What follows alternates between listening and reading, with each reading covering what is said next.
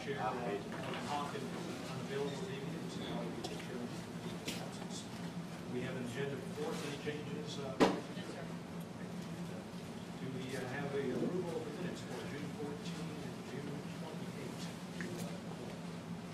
I'll make a motion that we approve those minutes, both for June 14th and the 28th, as written. Second. All in favor? Aye. Opposed? I wasn't here for the June 14th, but I wasn't. So I hope it happens.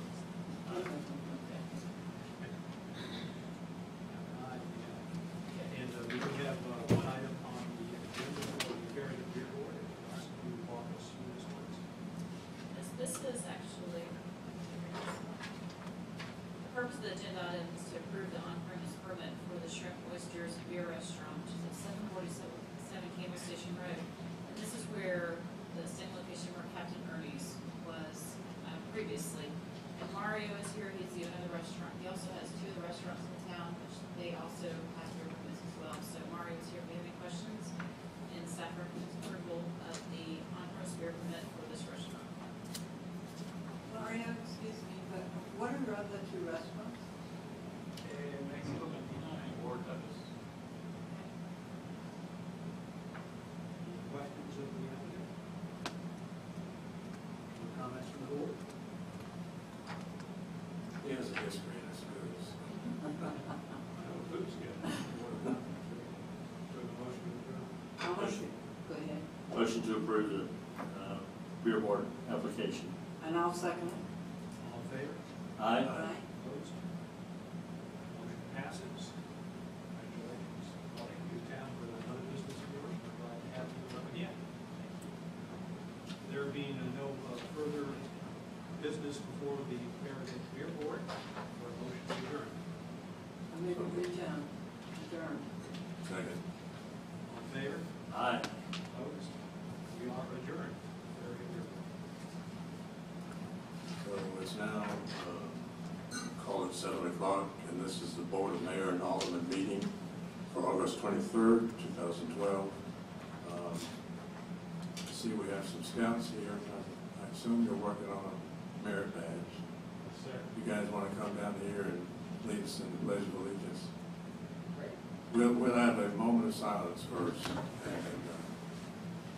down and lead.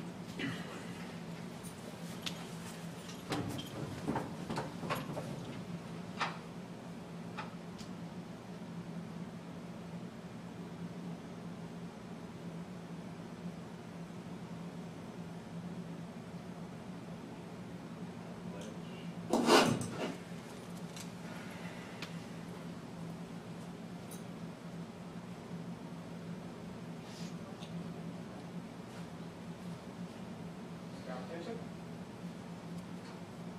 Salute. Pledge allegiance to the United States of America, and to the republic for which it stands, one nation, under God, indivisible, with liberty and justice for all. Thank you. This is going to be a very short meeting, so if you feel like you haven't learned enough, you'll have to come back to the next meeting. That's fine. First item is approve the agenda, which is very short, so I move approval. I'll second. All in favor, say aye. Aye. Next item is mayor's report. I have one item to report.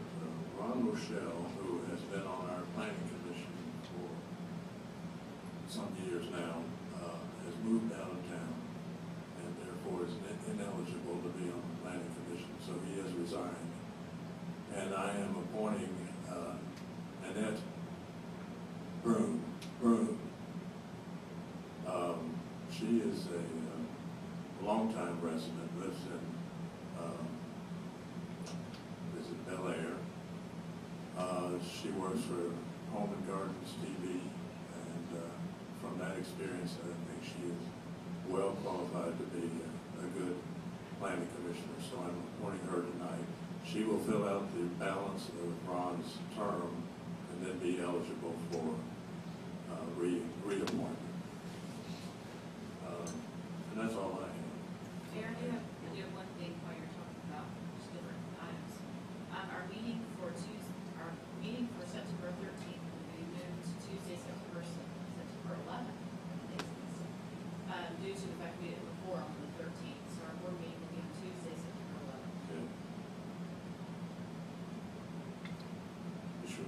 it's published. Yes. Next item is citizens forum. We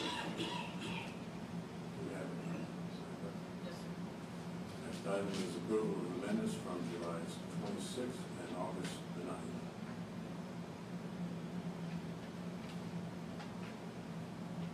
Everybody satisfied? Motion approved. Second.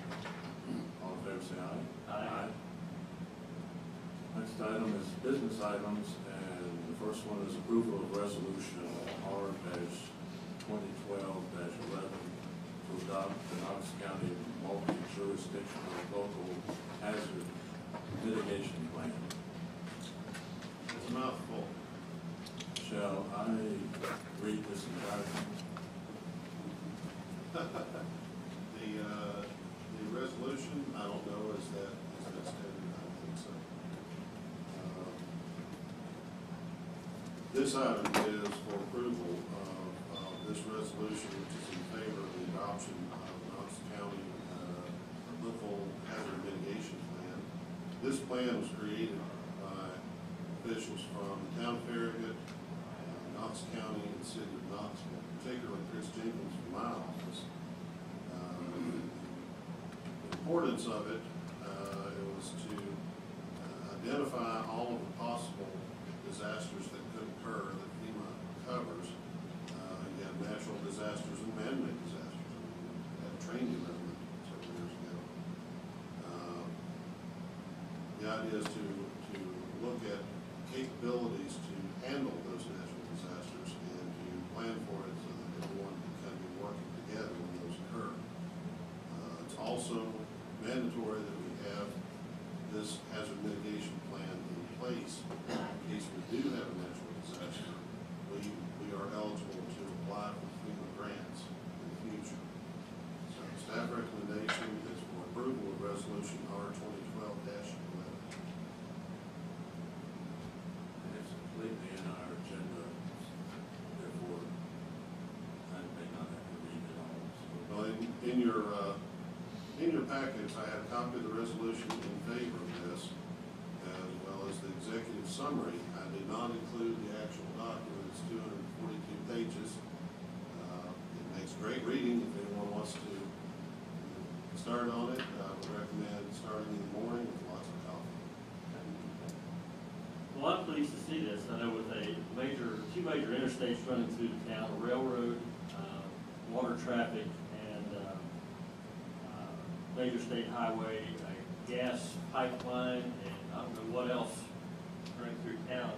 We are definitely vulnerable, and I'm not aware of having this sort of plan. We talked about this a couple of years ago, so I'm glad to see something happening with this, and hopefully we will get some sort of an organized plan, disaster response plan for the town. Does it address that in any way in that 242 pages? I'm sure it does. Do you mean all of the transportation, the possibilities? Well, just our response, how the mayor or Alderman would be contacted in event of emergency, how we would respond, what emergency response is available in the county, in the town, around surrounding area, and so forth. Okay. Excellent. So staff recommendation is for approval of this resolution. So is there a motion to approve? I move that we approve the multi-jurisdictional local hazard mitigation plan as proposed. I'll second it. All in favor, say aye. Aye. Next item is approval of bids for 2013 two-wheel drive half-ton pickup truck. Thank you, Mayor, Alderman. We had a truck we've had in our fleet for a few years now, and the problem we've got with it is about $7,000 in repairs, and it has issues right now after this last trip to Ted Russell Ford. So it's not going to last too much longer, and it's got about 100,000 miles on it. We did take bids for this truck a couple weeks ago. And we received, 4 bids. They're on the back of the thing of the bid tabulation. The low bid is in town, or in the area here. It's Ted Russell Ford for $20,098. And that would be with an 8-foot truck bed. They gave us the same price for a 6.5 and an 8. So I'd like to propose that staff is in favor of this 2013 Ford F-150 with an 8-foot bed for $20,098. Is that true that they were the low bidder because they were the only bidder? Pardon me? They were the only bidder? No, there was 4 bids. It's on the back of the sheet, on the tab sheet. There's 4 bids, and there was actually a 5th one, and it came in late by FedEx, and we couldn't even open it. But we did have 5 bidders, but he was the only local bidder. All the rest of these are out of town. But I've got a question for you. This is a 2005 truck, has less than 100,000 miles on it. It's worn out already. It's a half-ton truck. Why, what's going on here? Why $7,000 worth of repair? The first major repair was about $2,800. It was the top half of the motor. The truck it wouldn't even idle. It was running real erratic. And we took it in. There was a couple of coils that were bad, and then they said the top half of the motor was bad. So we let them, check it out, and they repaired it. It was $2,800. We replaced. There's 8 coils on this truck. We've actually replaced 9 coils because one of the ones they put on was replaced under warranty, but they've had to replace all of them. The rear seals on this truck, the rear grease seals, went out of the truck. The rear end grease was coming out onto the brakes, and we stuck it in and had to repair those, another $600-something. The coils run a couple $100 labor. And it's just been a troublesome truck.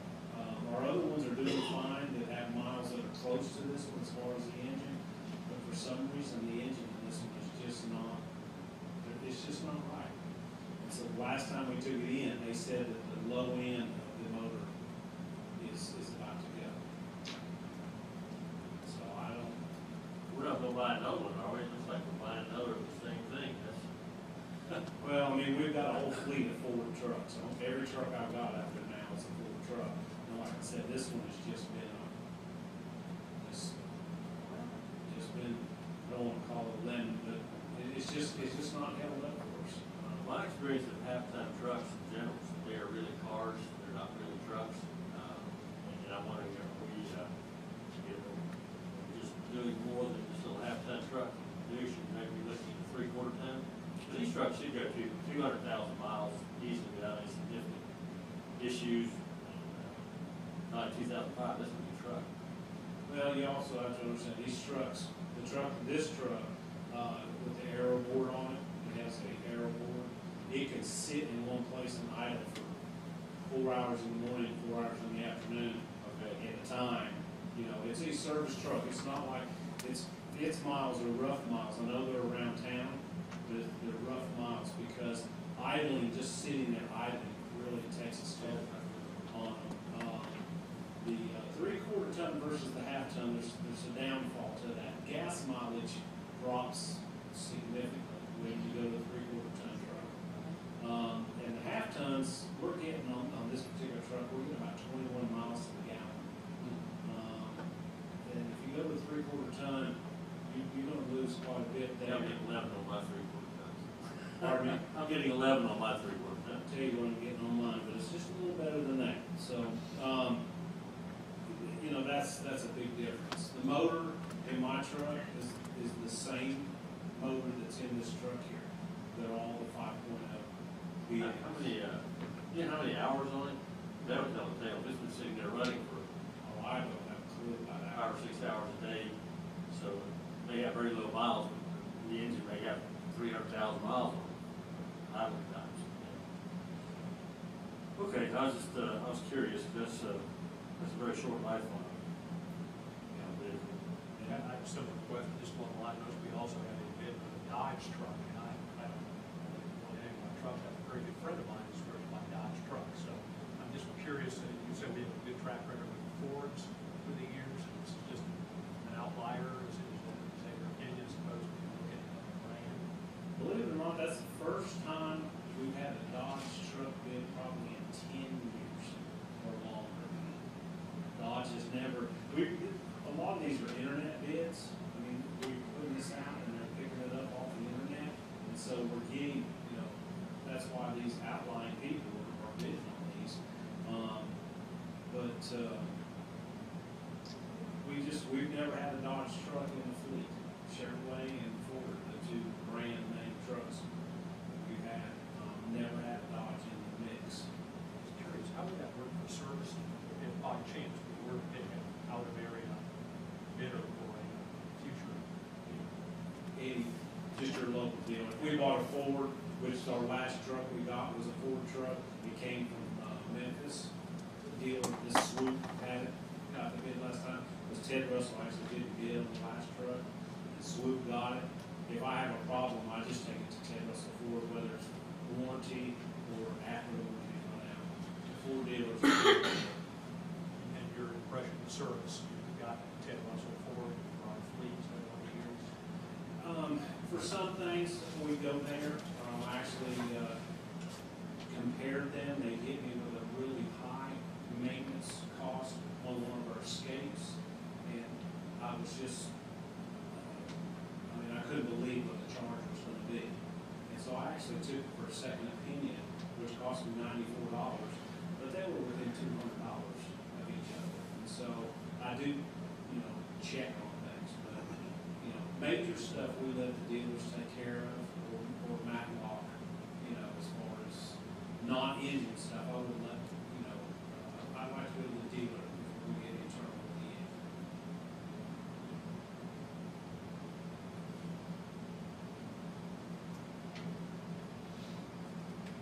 We've already done that. No? Can I make a motion to approve the purchase of the vehicle so statement? I'll second it. All in favor, say aye. Aye. Next item is approval of bids for contract 2012-12, Great Chapel Road landscaping. This item is in the CIP. This is one of the board's targeted items that you all had discussed. The islands just never did mature up and look like everybody wanted them to. We've got a couple that do, and the rest of them really don't. So what we did was we took the board's recommendation to go out and see what we could do. And in your packet this evening should be a plan, and it's folded up in there. It's been drawn up by a landscape company, and this is part of the bid package, was for them to draw up. I gave them an example of what we would like the islands to look like, and they took that and just tweaked it a little bit. And then they drew their plan up, and each one of the islands were drawn up. And basically what we're going to do is move some of the sugar maples and the pin oaks that are in there now, move them around some, and then we're going to add everything else that you see in this plan. We bid it out per island, so that it depended on how the prices came in. We had a budget item of $50,000, and if it came in over that, we could pick which ones we wanted to do. We were fortunate to receive one bid from a local company right here in the town, Little Green Garden, and the bid came in at $40,292.62. I talked with the other bidders that picked up. We had 4 bidders that picked up. The one that I thought would turn back in, he's just covered up, which is a good thing, that everybody's busy. And then another one said that he just didn't think he could get to it. We actually changed the time frame. I was going to do it early this fall, but everybody is so busy. You know, we were asked, when we sent out an addendum to the bid, to let the landscapers do it in January and February. And so, you know, we don't want to change the islands, we don't want to add any islands or take any islands away. The only thing we want to do is go in and just completely re-landscape them. They all have irrigation systems in them, which, you know, will help with whatever is planted out there. But the staff recommendation is for Little Green Garden for $40,292.62, or 66, I'm sorry. When you referenced the current approach just hasn't taken off, I mean, instead of the phrase you use, I was just curious, is there's a particular reasons why not? I mean, why hasn't it really had big discussions a couple years ago? Tried to go through a lot of selection, picking the right things, work, shade, sun, et cetera, visibility kind of stuff. I was curious why your opinions hasn't developed. There's a couple of reasons. The ones down at Fox Den, I mean, they just took off. They totally cut. I mean, they grow at that verbiage grows right over the curb out there. We have to trim it back off the curb. I think it has something to do with some of the dirt that's in there. And it is in this bid. I specifically wrote the bid and said when they dig their hole, they have to open that hole up, double the size of the plant, and then put something else besides the original dirt back in it with some, you know, nutrients and soften the ground up a little bit. So we're hoping that will take care of it.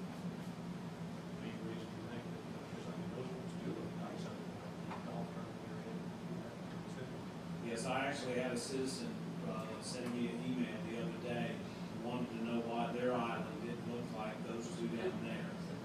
And I told her that, you know, number one, the island she was referring to, we had a traffic accident there. Somebody went across the island from one end to the other, took out two of the trees, irrigation, backflow preventer, the whole works. So we haven't replaced any of that because I don't want to spend money for that and then turn around and then take it back out. So, but I explained to her that this was going to be completely redone, and she would be very pleased with it being done. How much color will we have?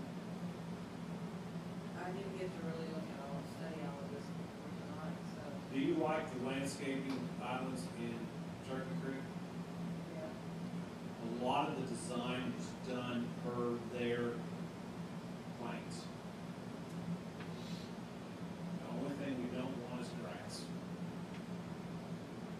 The grass is nice, but it's, with our staff and having to mow it, you know, on a weekly basis out there, it would eat it up. Those guys at Turkey Creek mow, I mean, they're there working on those islands and the edges. You'll see them every Monday through Friday out there doing something. We just don't have the staff to do that, so we decided to go with the ground cover, a couple of different ground covers. But it'll be some high and low stuff and everything. We do have, you know, some issues. We don't want to get some skyscraper trees, because there are some power lines issues down there. What's the time frame on this plan that's been presented to us, if this goes forward as is, before it becomes a mature project? A year, 2 years, After it's finished. We've asked for them to plant the largest container, the largest container material that they have on their premises. And that was David's suggestion, so we didn't put in little 6-inch plants and make them to 2 foot. So I would say within a year and a half to 2 years, we will see significant progress.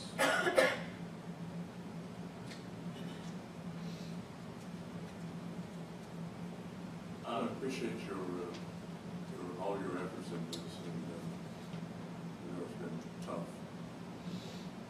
I look at this, I just don't get any impression of what it's going to look like.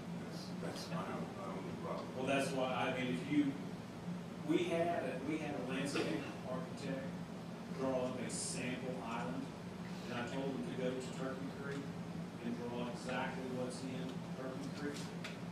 All the trees, all the bushes, shrubs, the grasses, the taller grasses, I gave that to the bidders when they designed this. And I said, use this as your model. And then, you know, go from there. Now, Turkey Creek is very mature. I mean, it's been there 10, right at 10, 11 years now. So it's a very mature, and I mean, you know, they're trimming and shaping and everything is there, and they keep it beautiful. You know, that's what we want to do with this one. Well, I see some good stuff in here, but I think it's been a good looking answer to your question. I see a lot of crepe myrtles and foster hollies, daylilies. Looks like there's gonna be a lot of color in here. The one I don't recognize is the green base zelkova. Do you know what that is? Zelkova. That tree. Third one down, the holly oaks, there's 3 of them. There's this green base zelkova 3, and it looks like a tree. The drawing is there's a tree there, a canopy tree. I see a lot of the willow oaks, which is a good tree. Yeah, we have some of the willows that are actually out there right now. Right, I see we're transplanting some of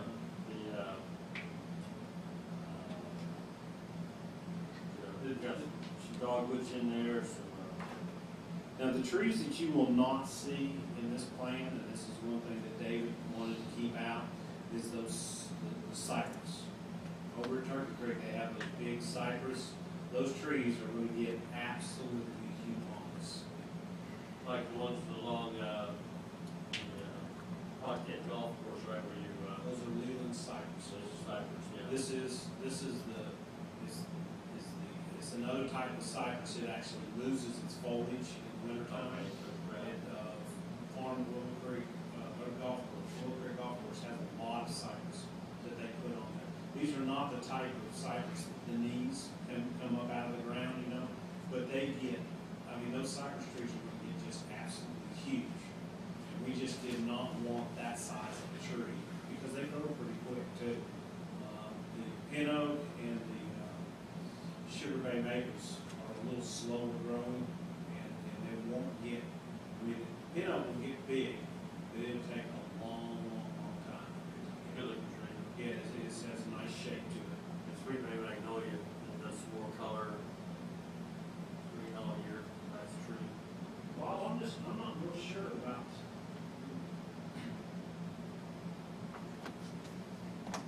I love when those are trees. It is a tree. Here's an awful lot. Well, there's three per island, some of the bigger islands. Yeah, Weatherly Hills has 3 in that island. Holly Oaks has 3 in their island. Yes, it's not a species I'm familiar with. So I'm curious about that. Crepe myrtles and magnolia, this should be pretty lush. It looks good.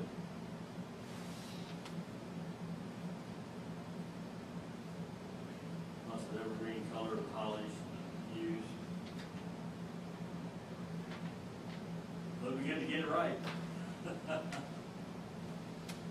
be on the chopping block if it doesn't happen right. What's the ongoing maintenance on this, in terms of our staff time and replacement value for the There'll be, I mean, once it gets to pruning season, as this stuff matures, it'll take us some time because a lot of all the holly trees and all of the lower growing stuff that you see weed in and out of stuff, all of that will have to be trimmed. And so it will take some time, take us some time. You know, plus we have to mulch it a couple times a year. We'll mulch it up. We are going to put down weed fabric, weed block this time, and try and cut down on the amount of time we have spent weeding out there. There is a little bit of river rock, you know, on the ends to give, instead of just all being, you know, mulch. Sam Quinn's a good man. I'm glad to see we got somebody local to do it, right here in the heart of town. he does a lot of work for us and our other tree plantings in town. He's planted a lot of trees for us, and we've always been happy. And if we're not, we talk to him, and he takes care of it. If there's a problem, he takes care of it for us. He's a good man. So we need a motion. Motion to approve the